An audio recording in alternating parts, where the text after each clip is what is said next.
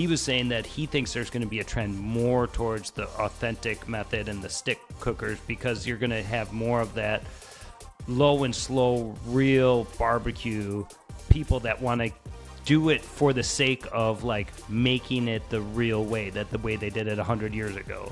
And I think that speaks a lot to what you were saying. It's like there's a real history behind the barbecue, and this is the way that they do it. And my comment was that no matter how you cut it, you can use a Southern Pride, Traeger, Weber Searwood, a barrel cooker. The barbecue that comes off a traditional offset pit smoker is the best flavor that I've had, in my opinion. I think there's just something about it, the way that it comes out, that is just, that's what barbecue, authentic smoked barbecue is to me. So, I had a 6-year-old daughter at the time, and I remember thinking, if I'm going to raise a girl in this world and tell her that she can do anything she wants and that there's no barriers and that there's a lot of potential and that she can choose, like, I kind of have to believe that too. Like, that can be true for me. And so I had to swallow some of my fear and some of the intimidation about stepping into that space publicly. And she was a real motivation for me to kind of put my name behind it and put my face behind it, and to push out a little bit more publicly as a female in the barbecue and grilling space. And so that's how Hey Grill Hey started. And that was a long backstory to 10 years ago.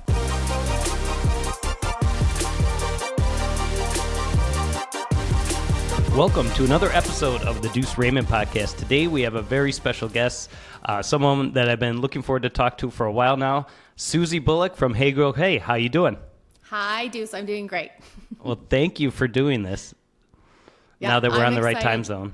I know. Listen, I have a lot of failings as a human being, but time zone mishaps is probably the highest on the list of things that I'm terrible at. I'm telling you, as I'm doing more of these interviews online, and people are all over the place, so it's definitely something that has come into play more than once. You're not the first time, so, but that's good. We got together today, so I'm looking forward to this conversation. So as we get started, why don't you just tell us a little bit about your barbecue journey? When and why did you get started in barbecue, and kind of where you took it to the next level, or when you took it to the next level? Sure. I grew up in Utah, which is not historically like a barbecue, region, I would say. Yeah. But I did grow up with a lot of outdoors things happening. So we did do a lot of like camping, charcoal cooking, Dutch oven cooking. And my dad had a grill on the back porch, and I was the youngest of 6 kids. So family dinners were always a big deal. And when I was 7, my family was in the hospitality industry, but my dad ended up in his partnership group bought a hotel with a restaurant attached to it. Wow. It was a tiny motel. I don't even know it wasn't a hotel. It was a motel. And it was in a tiny town with less than 500 people, just outside of a national park in southern Utah.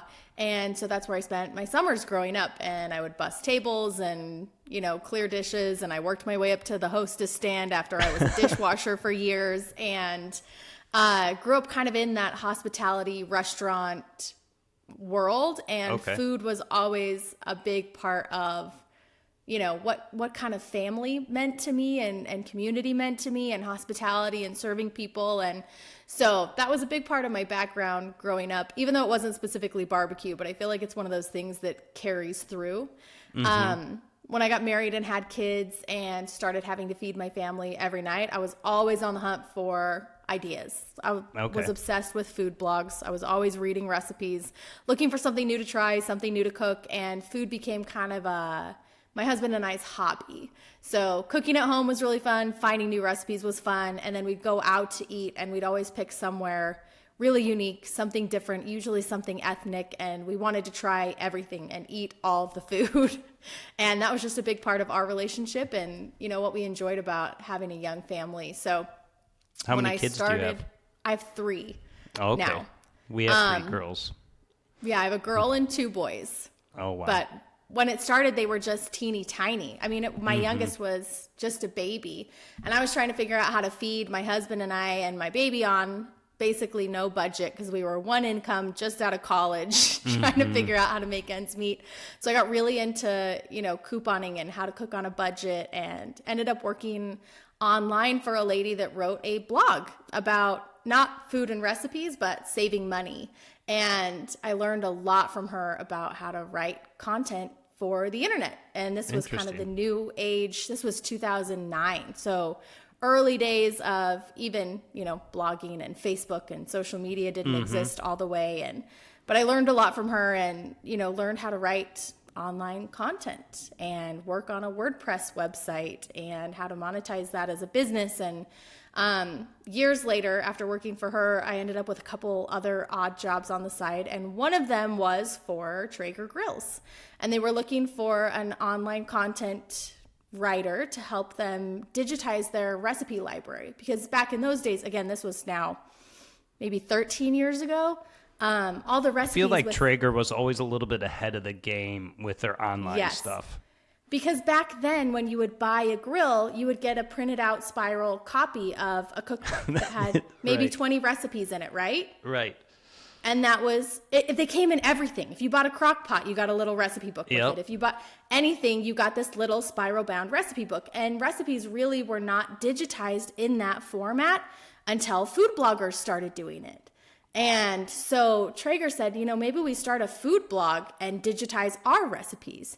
And I said, I have background experience blogging. I'm obsessed with food. It sounded like the perfect job. So I sent in my little, typed up sample of a blog post and ended up with the job, ended up digitizing a lot of their recipes, and then started writing my own recipes for Traeger. And that's where this kind of like online experience met with my love of food and hospitality.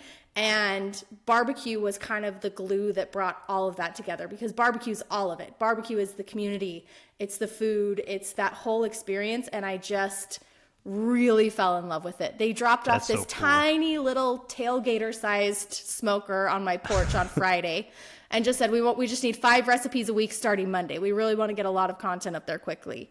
And so I just hustled on this tiny little grill. I think it came up to my knees. It was literally so small. Within kidding.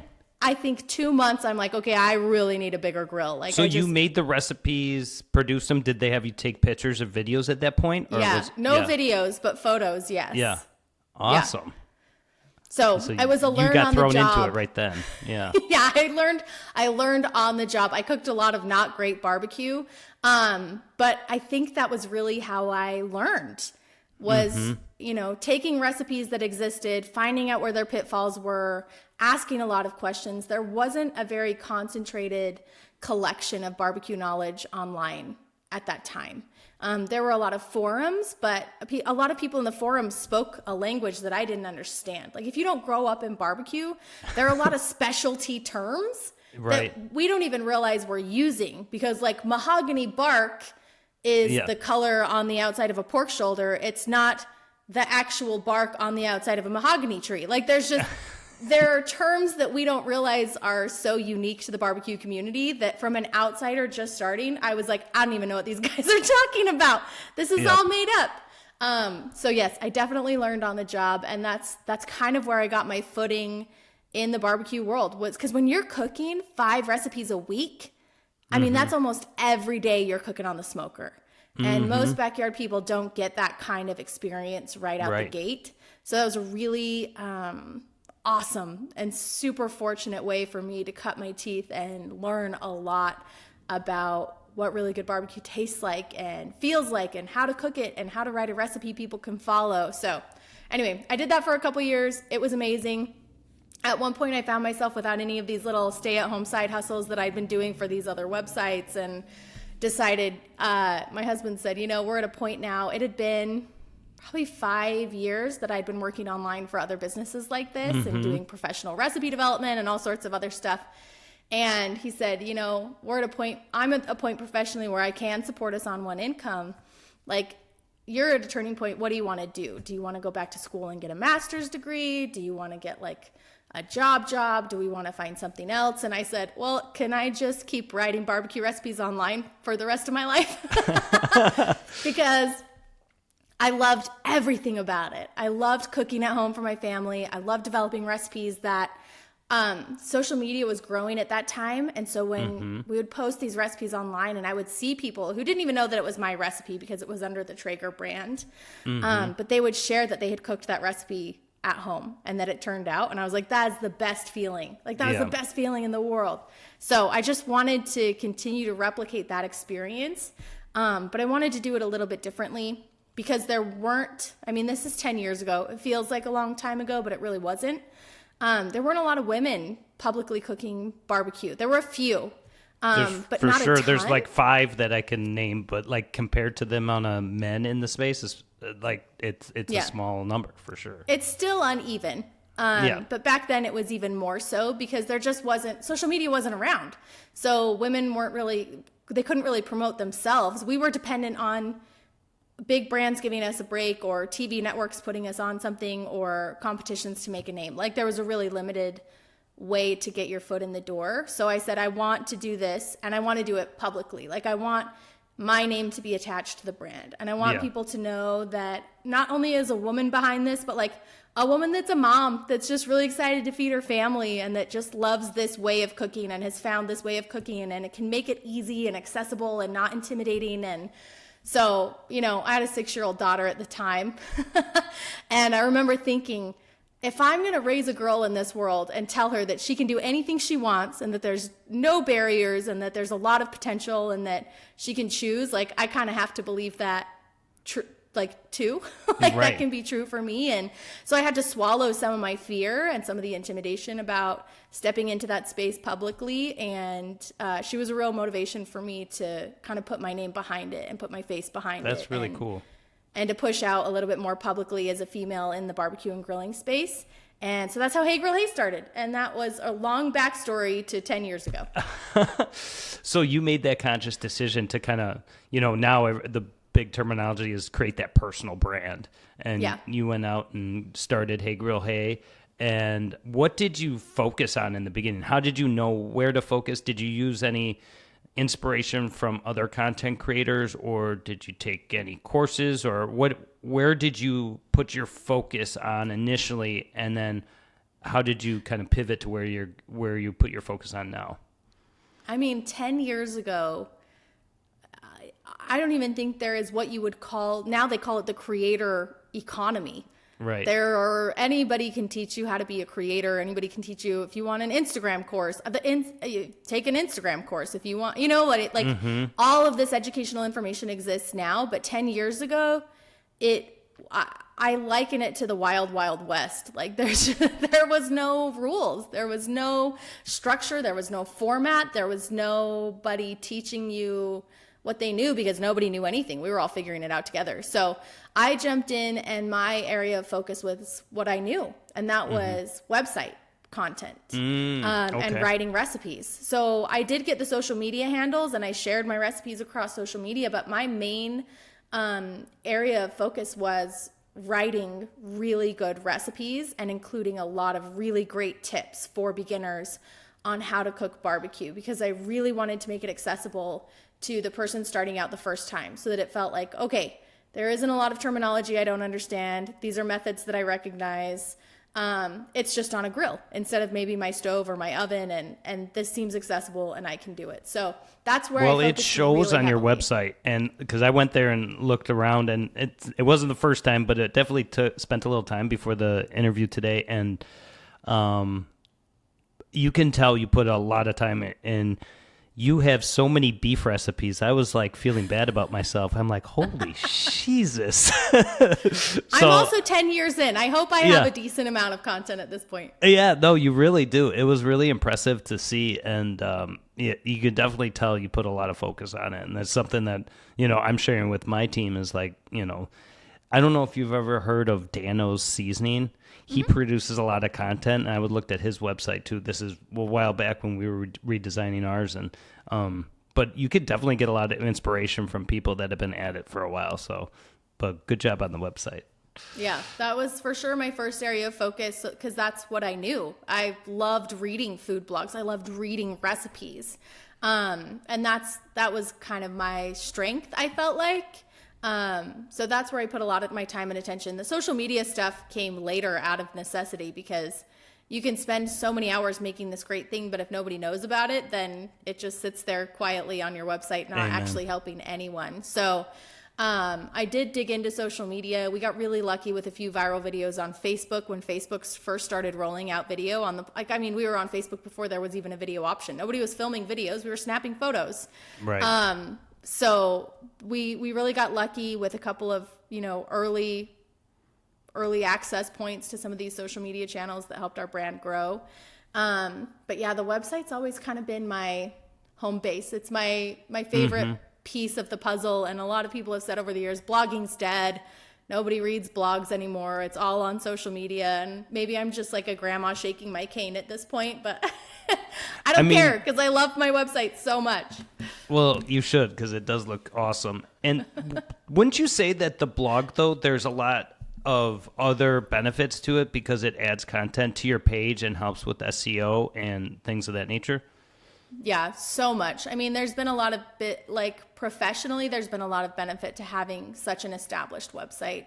And a lot of it is the traffic that we get to the website and the way that increases our brand, awareness overall, because we have really well-written posts that have a ton of super helpful information. And, the recipe card is good, but if you want to learn how to do something, I'll teach you everything you need to know before you even get to the recipe card, because there's so much value in, there's a lot of value in watching somebody. So we also have YouTube videos because some people are visual learners and some people like to read. So I think having educational content in multiple formats really allows you to reach people with whatever works best in terms of their ability to consume. So I think it's good to have a healthy balance of written content and video content, long form, short form, all of it, because all of it can help you reach somebody in that moment when they're looking for that piece of information.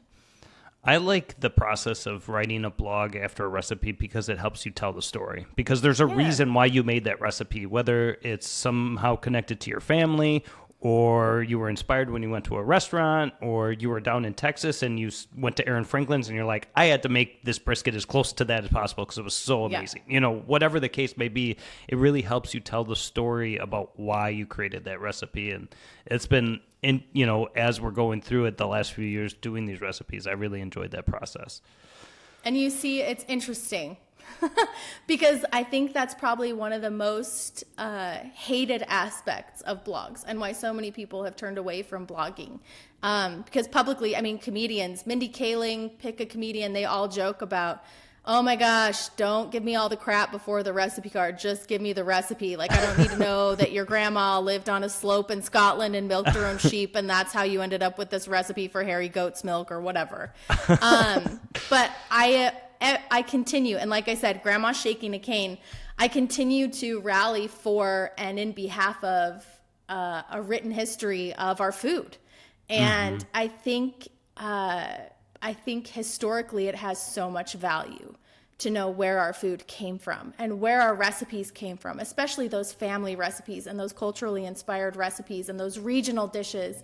Every time I do a regional dish, there's a lot of research and a lot of instruction and a lot of education that goes into like the history of a dish. And that adds value to the dish itself. So yes, you can hit that jump to recipe button and just go to the recipe card and just make these really amazing pit beans. But it's also really cool to know that this is like a historical dish with indigenous background. And yes, I make it with maple and pork, but maybe it used to be made with bear, which is very cool. And so there are things I think historically and culturally that have a lot of significance that get lost in today's hustle culture and just that speed. But barbecue doesn't have to be that way. Barbecue's always been a little bit low and slow in the cooking process. And I think we can take a little bit of time to fall in love with the stories around our food again. So I cling to the blog and I continue to share and I keep sharing my stories even when people say not to, because I do think it has value. When you were talking about that, one thing that came to mind is I had a conversation with Greg a couple weeks ago and I asked him, what in barbecue do you feel like will be a new trend? And we got into a conversation about how there's so much going towards the simplification of barbecue, the pellet cookers, the digital thermometers, making it so easy that anyone could do it at any night. where I think that's totally awesome to get the everyday person into barbecue. He was saying that he thinks there's going to be a trend more towards the authentic method and the stick cookers, because you're going to have more of that low and slow, real barbecue people that want to do it for the sake of like making it the real way, that the way they did it 100 years ago. And I think that speaks a lot to what you were saying. It's like there's a real history behind the barbecue, and this is the way that they do it. And my comment was that no matter how you cut it, you can use a Southern Pride, Traeger, Weber Searwood, a barrel cooker. The barbecue that comes off a traditional offset pit smoker is the best flavor that I've had, in my opinion. I think there's just something about it, the way that it comes out, that is just, that's what barbecue, authentic smoked barbecue is to me. And I hope that trend is a real thing and we see it more, because I think it's it's an art. It's not just cooking as fast as you can, to make it as simple as possible. It's an art and learning how to do it.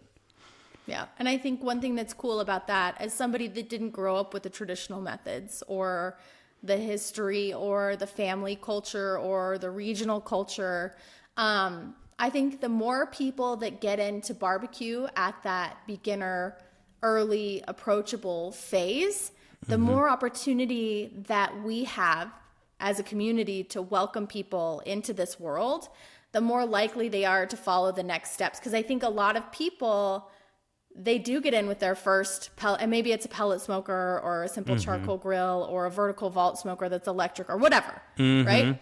Whatever that easiest first step is, you pick up, a Smoky Mountain for however many dollars on clearance at the end of the season. Whatever that first step is for you, great. Please take it. Just start. Because you're not going to have people that end up on a $3,000 offset smoker unless you start somewhere accessible. And I think that idea of it has to be authentic, it has to be low and slower, it's not real, it has to be like that kind of barbecue gatekeeping that happened for a really long time, actually almost killed off barbecue. Yeah. That not sharing of family secret recipes, that not contributing to each other and participating in that sharing of information. Like, it could have killed barbecue. But making it more accessible, making it more approachable, making more people feel like they could step into this and they don't have to, start with a huge investment of time or money or resources, they'll get there. They'll walk themselves down the path, because it is intoxicating, and there is something so deeply satisfying about cooking food over a wood fire. It's like inside of all of us as human beings. So I think the more people we can get to step their foot in the door, I always say what's good for barbecue is good for each one of, like, it's good for me. And I don't care who gets you into barbecue. If it's me, cool. If it's one of the other 5,000 content creators on any given platform, amazing. Like, I don't care how you get into the world of barbecue. But every single person that cooks for the first time is a benefit to the whole community, because they're probably going to cook a second time and a third time and a fourth time if they have success. So it's on us as creators to put out quality recipes and quality content so that the person trying it for the first time wants to do it a second time. Because if they mess up, they might not come back. And that's bad for everyone. And I always tell people, the more you do it, the better you'll get at it. There's some stuff in barbecue, and like you were saying, there's so much mystique behind it. The first time you talk someone through a brisket, they look at you like you have 3 heads, Yes. And it's like second nature to us because we've cooked so many, but for someone that's never done it before, and you're like, trim what? And stall? What are you talking about? Like they just, and there's so much stuff we take for granted, but I agree 100%. The more we can get other people cooking barbecue, and whatever path they take to get there, I think is great. It's great that there's so many easier steps to get to it now, but I do enjoy the authentic style barbecue too. Talk us through, I could go so many ways with the conversation. Talk us through how you got onto Food Network. What was that experience like? I don't even remember where it started. Other than I have been obsessed with Food Network for all time. I mean, I started watching cooking shows with Julia Child on PBS. So, I mean, I grew up being, like I said, I've always loved food my whole life. It's been a part of kind of who I was forever. I remember as a kid, my parents calling me a carnivore because I always wanted steak. And, you know, that was the best forever. But I started watching Food Network. We didn't have cable growing up. I went to college. My college apartment had cable, and I did not go to MTV. I did not go to, I don't know even what other channels there were. I for sure turned on the Food Network, and that was my Sunday nights in my apartment. Grilling and chilling with Bobby Flay. Oh my gosh. Yes. My husband and I started dating when I was in college, and Sunday nights we would watch Iron Chef America. Oh yeah. There was a show that came on called The Next Food Network Star. We watched Guy Fieri's ascension into Food Network glory. That's crazy. We loved Rachel Ray's travel shows where she would do $40 a day for eating while she was traveling, and as broke college students, that sounded like a dream. So we really, like, food has always been a part of my life. Food Network was always a part of my life. As soon as I started Hey Grill Hey, and I thought, okay, how do I get my name out about this? Like, how do I tell people? Like, yes, social media, but what are some more traditional ways of like marketing this brand so that people know this website is here? And somebody suggested, well, why don't you email like the news? Like maybe they would like to do like a, you know, they do local stories of people doing cool stuff. Like maybe they would want to feature, you know, a lady barbecuer. That's kind of a cool, unique story. And I had entered, Traeger used to do this bracket competition called Meat Madness every March. And I had just started my website in March. So I'm like, I'll submit a recipe to Meat Madness. I already know their format for recipes because I'd written a bunch of them. So this will be super cool. So I dropped my name in, started working on that. There were a few other Utahns in this competition. So I used that as the basis for my story. I was too nervous to email just about me and say, hey, you should do a story about me. But I emailed the producers of every local news station and every local like lifestyle show that they produced and said, hey, a bunch of Utahns are in this barbecue competition. You should totally feature it because that would be awesome. Without saying, hi, it's me. I'm one of the Utahns in the barbecue competition because I was really nervous to self-promote. It took, one of them emailed me back 3 weeks later. And at that point, everybody else in the competition had been knocked out but me. I was the only one left in the bracket. And so she's like, well, why don't you just come on and do a cooking segment, cook the recipe that's in the bracket or whatever. And I got so excited. I panic dyed my hair bright, like Little Mermaid red the night before.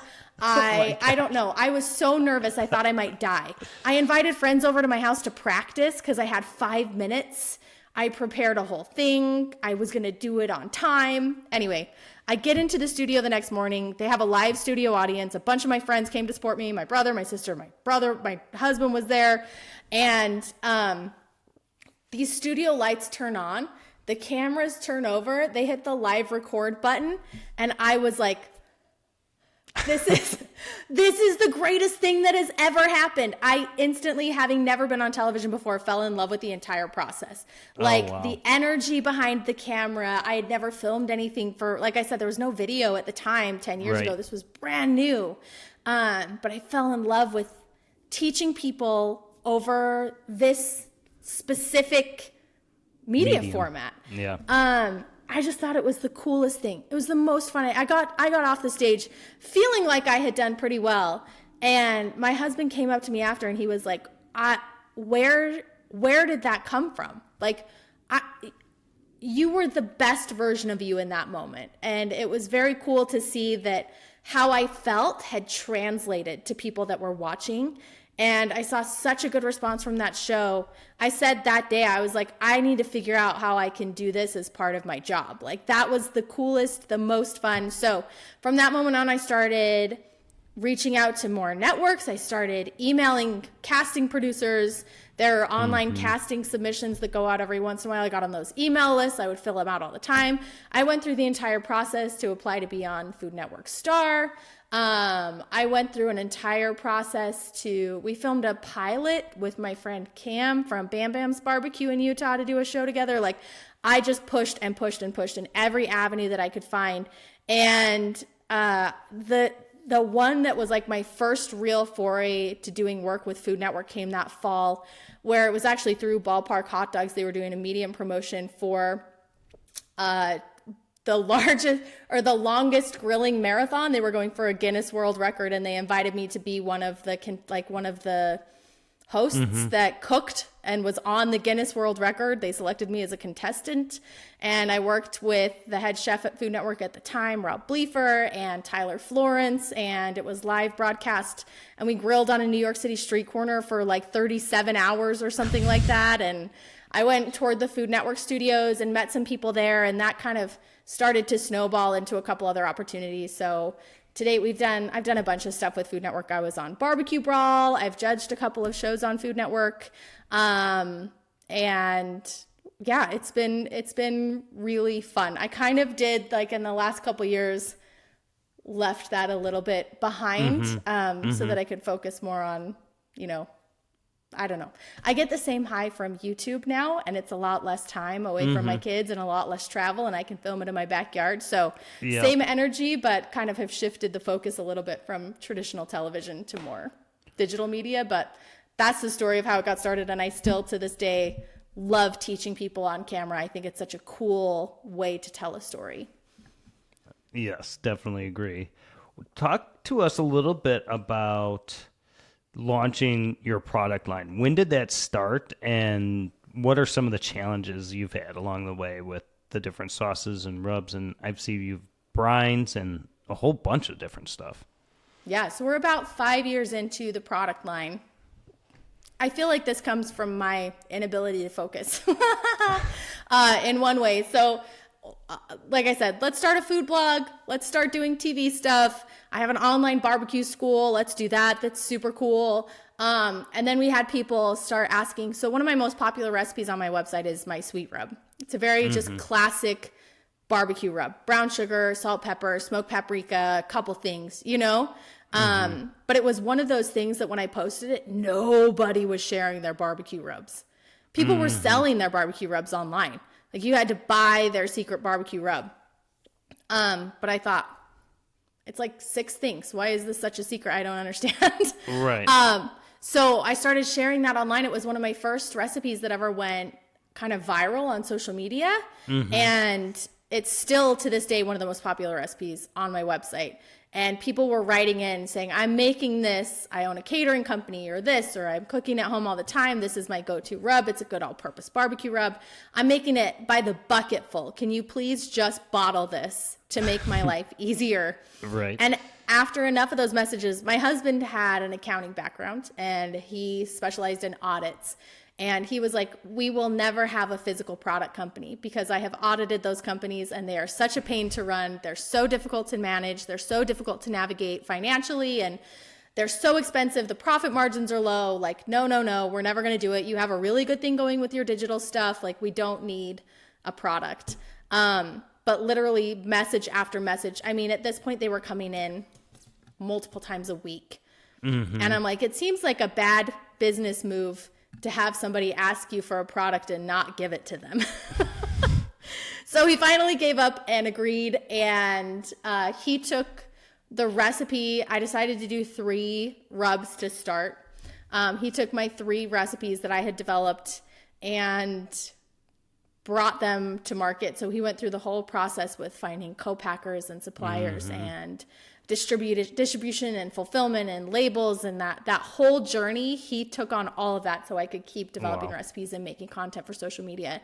And he quit his full-time job as an accountant to come help me run Hey Grill Hey and get these products to market. And I just could not have done it without him. But we launched those about 5 years ago. Our first run, we only did, I think, 300 something of each bottle, because we had no idea if it would even work. Right. But we sold out in 24 hours. And he said, oh my gosh. Okay, so I guess we're in the product business now, like mildly begrudgingly. Yeah, right. Yeah. Wow, that's amazing. It was nuts. So while we were working to bring back the 3 rubs and get them in stock again, we also started development on our first 3 sauces.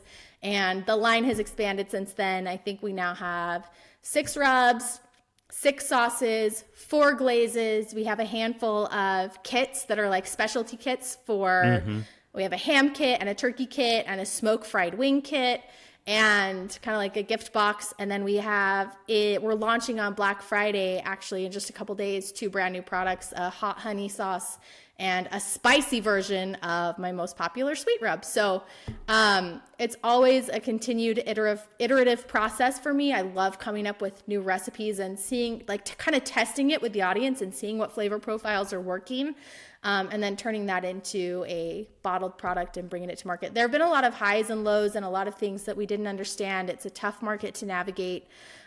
Food products are unique with expiration dates and very specific governmental requirements. And so meeting all of those has been a challenge. But like I said, my husband has just taken it on and tackled it to the point he's so good at it. He's helping other people bring their products to market, which has been very cool and very gratifying. That's amazing. And he's running a fulfillment, like a product development and fulfillment company. So I'm essentially thought I saw something about that online where you guys are helping people.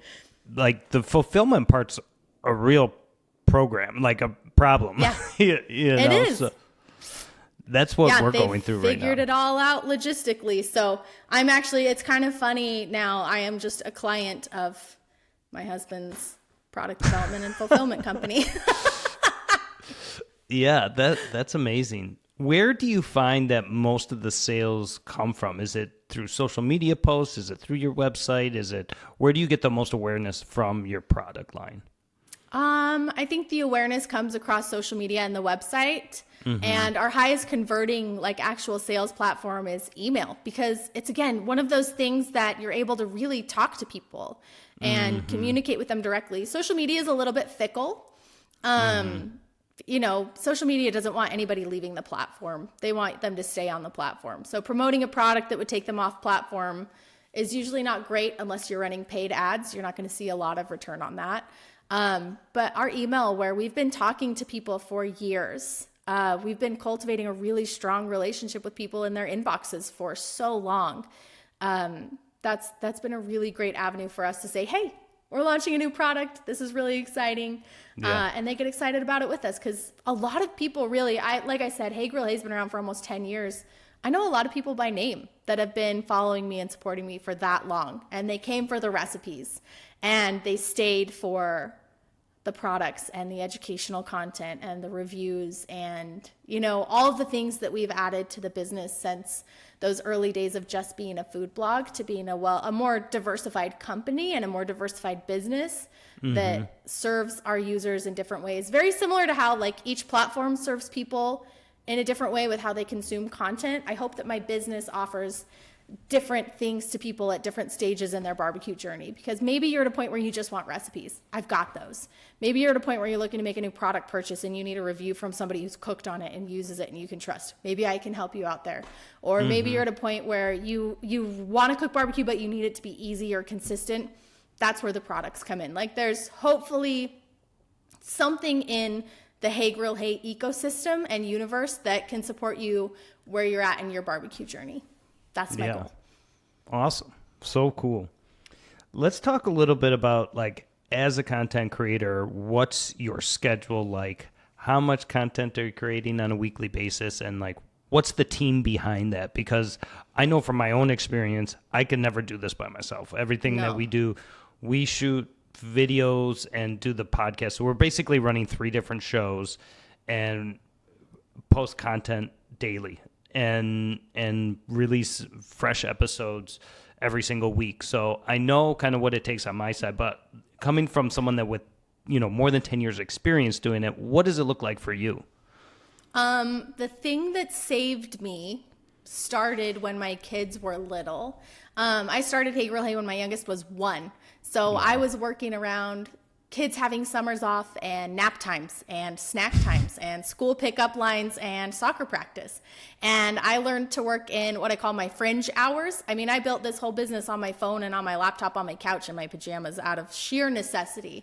So I would wake up before the kids got up for the day and I would work for a couple hours. And I would take them with me to the grocery store and they would cook with me on the kitchen counter and we'd shoot stuff together, and then I would get all my computer work done during nap time when I could actually sit down and focus. So this kind of blocking my time was an object of necessity. And now that my kids are all in school and I have a little bit more time for planning, it's still something that I really lean heavily on. So I batch produce a lot of content. I will schedule my production days far in advance. So when we're doing a recipe shoot day, I test the recipes on my family during our weekly meals. But once I know I've got them nailed down, then I schedule with my photographer and my writer and a kitchen assistant to come in, and we'll shoot 8 to 10 recipes in a day. Because I know that they're tested, I know that they're nailed down, I know the shopping list, and we can knock out a bunch of them at once. And so then I have new recipes for, the next month. And we usually do one of those, like a couple of those a month. And then our video days. Both short form and long form? Nope, that's only photos for the website. That's only photos for the website. That's only photos for the website.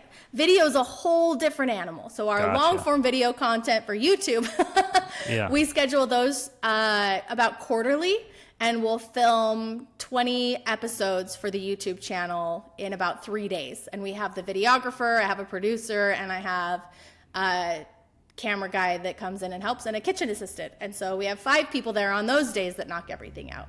And then my short form content is filmed more free form when I have snippets of time. So I have an agency that helps me plan my content in advance and sends me a list of like, okay, here are a few things that are trending. I send them, okay, I'd love to film this pieces. This is a really valuable thing that I think would be helpful to people this time of year. This is what our sales are. And they kind of help us craft a social media content calendar.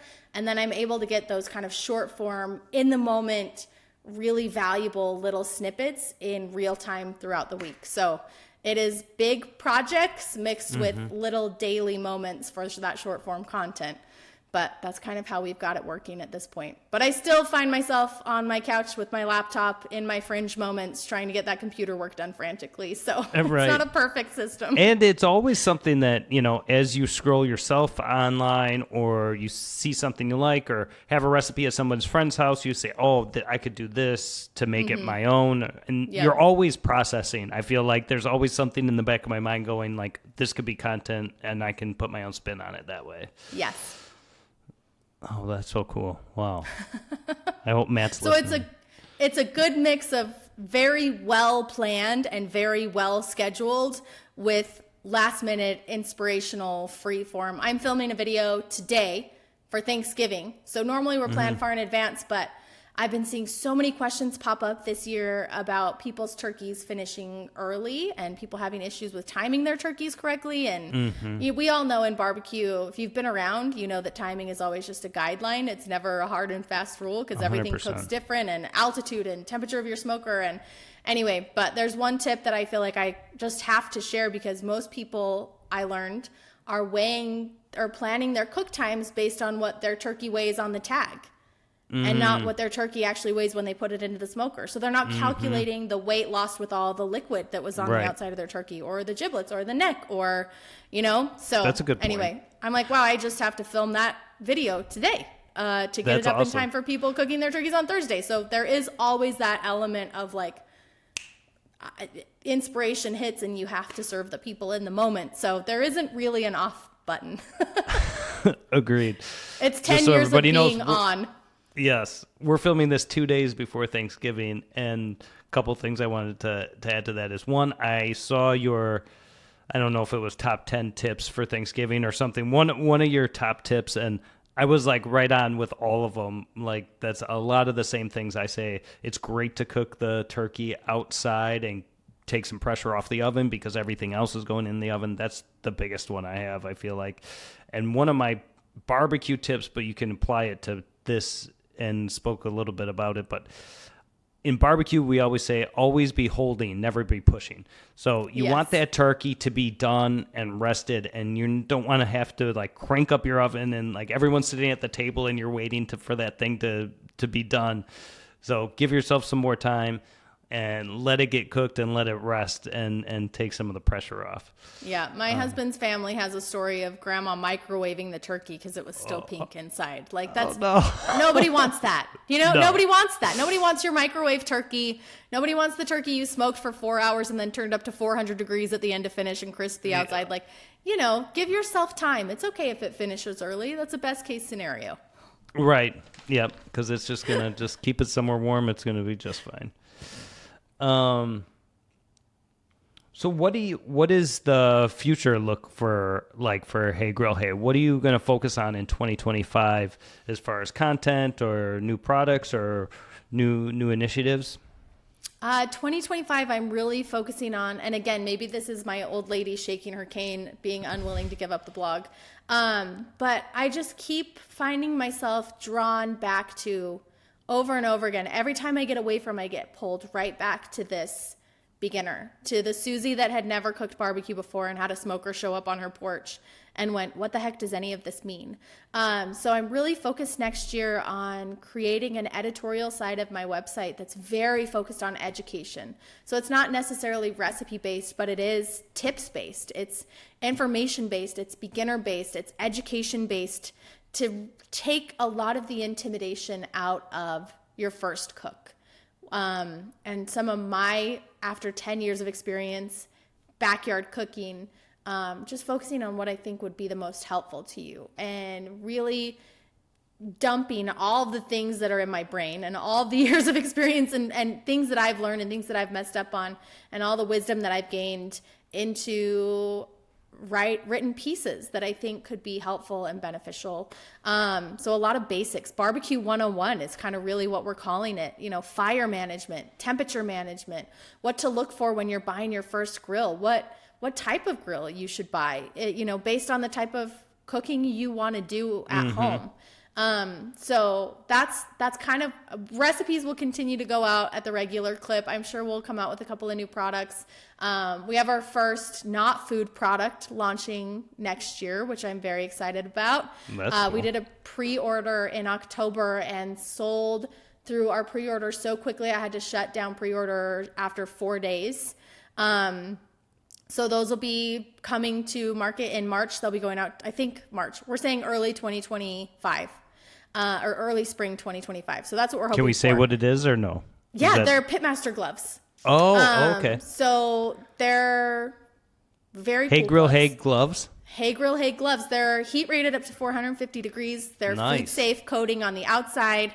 A lot of the things that you wish you could do with a barbecue glove that you're currently trying to do with like a cotton glove and a nitrile lining, you can do with a pitmaster glove, which is very sweet. Cool. Yeah, they're awesome. So we'll be coming out with those next year, testing kind of that non-food product space and see how we do in the barbecue world. But the pre-orders was a good sign, and so we hope that goes really well. And it sounds like you've just built an awesome community that is they're really enjoying your recipes. They like your products. They're going to buy your gloves. I mean, that's just amazing. That's one thing that they talk about, that personal brand, is something we think about is like you're really building trust. And when you think about it like that, it makes you really be diligent about the type of content you're putting out, because you don't want to let anybody down. You know, these people are looking to you as an expert and someone that they can really trust, that you've put the time into making sure the recipe comes out, the product's good, that you've really put the thought into it. So that's really amazing that those sales are going so well for you. I mean, we hope that that's what carries through, because the intention and the effort behind it has always been our reader first, our user first, our follower first, our customer first. I mean, the ethos of Hey Grill Hey is helping you become the backyard barbecue hero. It's not about Hey Grill Hey doing it. I'm not in your backyard cooking your food. Like, I'm not the hero. You know what I mean? You are. But if I can help you get there, that is a huge win for me and my brand and just personally. Like I said, it goes all the way back to the very beginning when people who didn't even know it was my recipe they were cooking posted about this recipe turning out well. It was like the best feeling in the world. And so to be able to replicate that now at the scale that we've been able to with, millions of people across platform and website, taking these recipes home and using them to feed their families, is such a cool incredibly gratifying experience. So we just keep pouring that energy back into the content that we're creating and hope that it serves people and finds them at the best possible time where they need it the most and it can be useful. That's awesome. So in the social media world, there's a lot of collaborations going on. Do you guys do any collaborations, or is there anybody you're going to work with in the coming up year? We have people, I mean, we love everybody in the barbecue community. I feel like it's the greatest group of people. So I don't have anything specifically on the schedule, but I probably should. I feel like that's something that a lot of social media creators are way better at than I am, is coordinating these types of collaborative events and posts and stuff like that. So I don't know. We'll see what we can get out to next year. I think it's so lovely. It's interesting to see that the online barbecue creator community has become its own world. Even outside of restaurant barbecue people or competition barbecue, there's now the online barbecue people. I think that's so cool.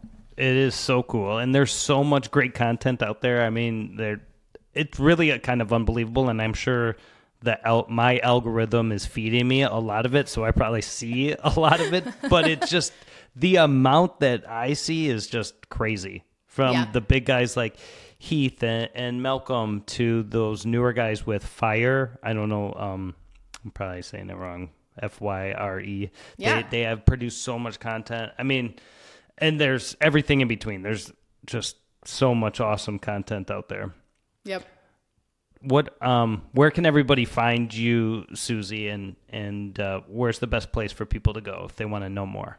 Yeah. So if you're interested in recipes or interesting content about barbecue to help you learn about barbecue or find your next grill, check out heygrillhey.com, or you can follow us online at heygrillhey.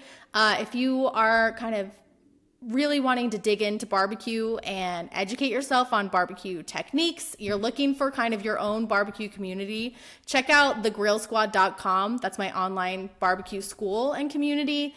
It's a very positive, supportive place to jump into the world of barbecue and build your own community of people in the barbecue People ask space. Questions in there?